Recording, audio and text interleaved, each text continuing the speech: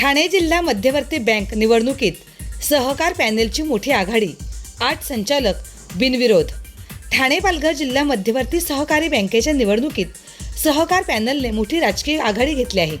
बँकेच्या 21 संचालक पदांपैकी 10 उमेदवार बिनविरोध निवडून आले असून त्यापैकी तब्बल 8 संचालक सहकार पॅनलचे असल्याचा दावा पॅनलच्या नेत्यांनी केला आहे।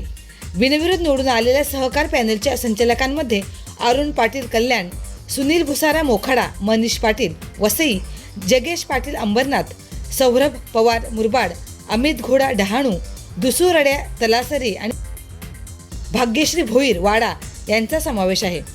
दरम्यान सहकार पॅनलच्या नेत्यांनी पत्रकार परिषद घेत या यशाचा दावा केला।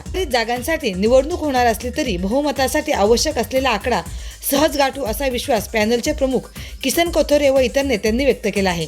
जिल्ह्यातील सहकार आणि राजकीय वर्तुळाचे लक्ष आता उर्वरित जागांच्या निवडणुकीकडे लागले असून पुढील निकालांवर बँकेची सत्ता कोणाच्या हाती जाणार हे स्पष्ट होणार आहे।